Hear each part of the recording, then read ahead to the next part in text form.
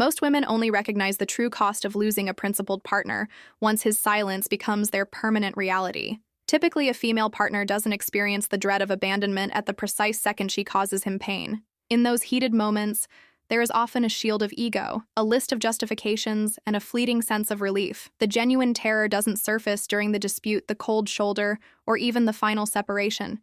It arrives much later in the stillness, once the noise of the conflict has vanished and the consequences begin to settle into place. This is when the mind begins replaying moments that once seemed ordinary, but now appear completely irreplaceable. We aren't talking about the grand gestures, but the consistency.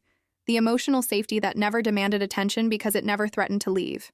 By the point this realization takes shape, the internal wreckage is already absolute. What most people never discuss is that wounding a high-quality man doesn't trigger immediate regret. It creates a delayed awakening.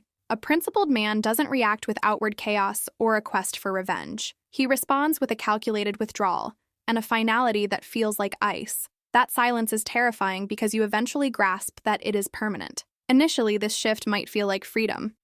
Eventually, it feels like a tragedy without a solution. Unlike mere infatuation, genuine reliance does not spark back to life on command. Once that bond is shattered, it fails to return just because a calendar has flipped or an apology has been whispered.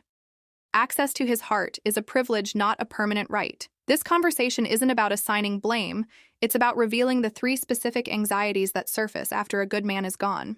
The first fear is the loss of emotional sanctuary. Psychological safety rarely makes a grand entrance. It doesn't generate turmoil or theatrics. It feels calm, predictable, and solid. Because of this, it is frequently mislabeled as boredom. When a man appears predictably and listens without defensiveness, it can seem uneventful compared to the toxic highs of uncertainty. In the moment, a lack of friction feels like a lack of passion, when in truth it is the presence of total trust. The anxiety starts later, long after the relationship has ended. It begins as a comparison. A new connection feels thrilling at first, new vibes and high intensity, but eventually the old cycles of inconsistency return. That is when the ghost of security reappears.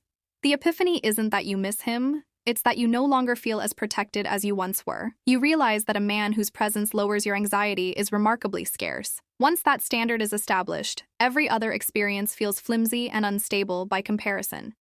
The second fear is the realization of irreversible withdrawal.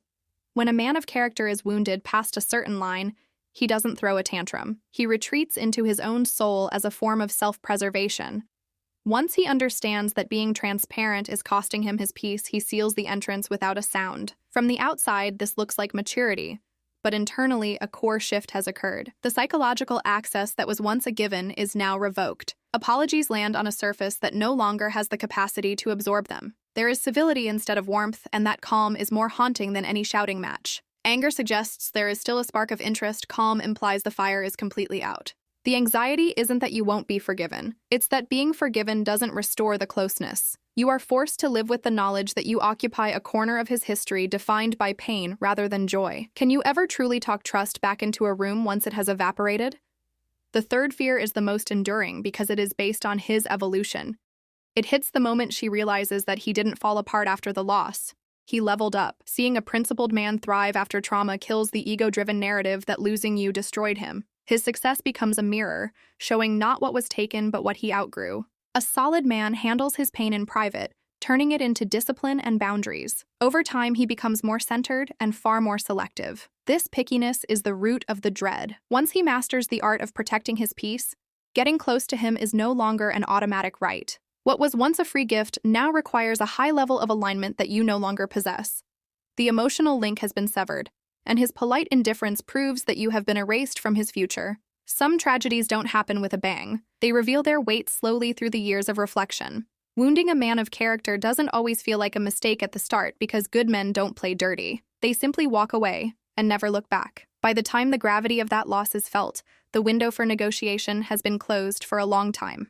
Good men don't leave scars, they leave standards. For the men watching, your worth is defined by who you refuse to let back in once your peace is established. For the women, remember that not every error comes with a redo button. Some people enter your life just to show you what stability looks like before they exit forever. If this resonated with you, please remember to like this video and subscribe to Silent Power. What standard are you holding yourself to today?